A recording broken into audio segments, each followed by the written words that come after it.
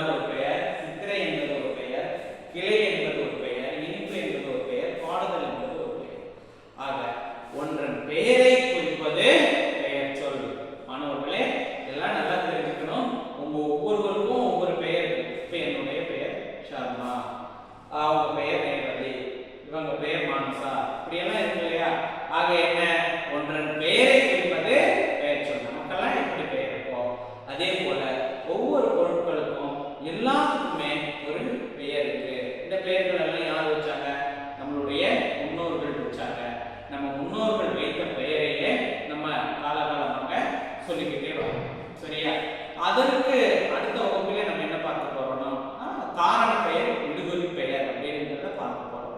இதெல்லாம் காரணம் கருதி வைத்த பெயர்கள், காரணமே கருதாம சும்மா ஒரு பெயர் வச்சுட்டாங்க அப்படிங்கிற விடுகுறி பெயர்கள், அதெல்லாம் அடுத்த வகுப்பிலே பார்க்க போறோம்.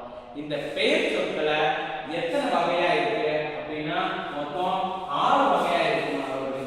அதாவது 6 வகையா இருக்கு. என்னென்ன அப்படின்னா பொருள், இடம், பெயர், அதாவது பொருள், இடம், காலம், சினை, பண்பு, தொழில் அப்படிங்கிற அதாவது 6 பிரிவுகளாக இருக்கு.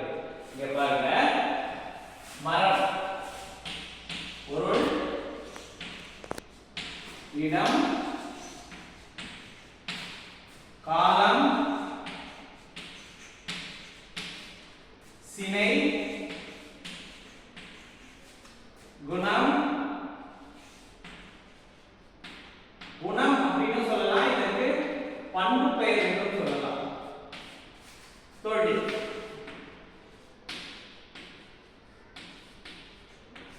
பெயர் சொற்கள் 6 வகைப்படும்.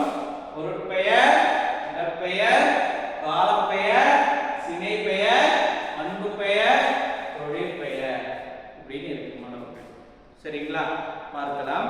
ஒரு பொருளை குறிக்கும் சொல் தான் அந்த பொருள் பெயர். அதாவது இந்த பொருளை குறிக்கும் சொல் பொருட்பெயர். இது உயிர் உள்ள பொருட்களையும் குறிக்கும், உயிரற்ற பொருட்களையும் குறிக்கும். இப்ப உயிருள்ள பொருட்கள் மரம், செடி, கொடி அதுக்கெல்லாம் உயிர் இருக்கு. சரியா? இந்த மேசை, நாற்காலி இதெல்லாம் உயிரே கிடையாது. ஆனாலும் என்ன, உயிர் உள்ள பொருட்களையும் குறிக்கும், உயிரற்ற பொருட்களையும் குறிக்கும். இதை தான் நம்ம என்ன சொல்றோம், பொருள் பெயர் அப்படின்னு சொல்றோம். பிறகு பள்ளிக்கூடம். பள்ளிக்கூடம் என்பது ஒரு இடம். சரிங்களா? நம்ம ஸ்கூல் அப்படின்னு சொல்றோம் இல்லையா, இடம். இப்போ பேருந்து நிலையம் ஒரு இடம். சரியா?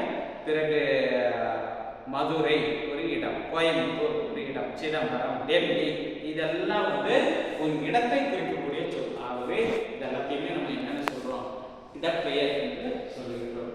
அதன் பிறகு என்ன பார்த்தீங்கன்னா காலப்பெயர்.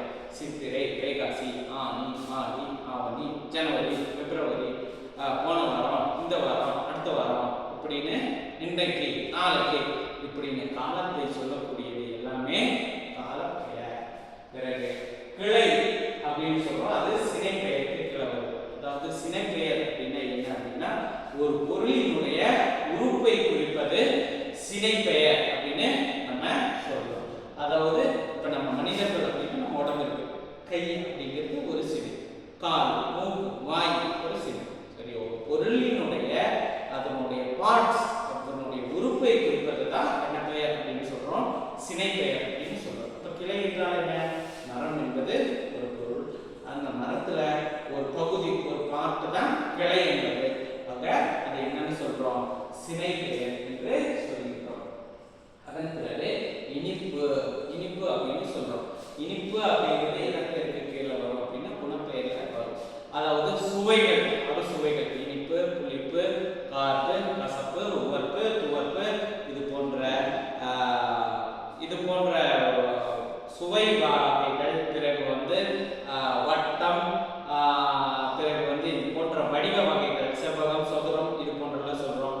பிறகு நல்ல மாணவன், அதாவது பண்பான மாணவன், இப்படி எல்லாம் சொல்றோம் இல்லையா. இனிமை, கருமை, நேர்மை, உண்மை, மைவிருதி பெற்று வருவது எல்லாமே இந்த பண்பு பெயர். சரியா?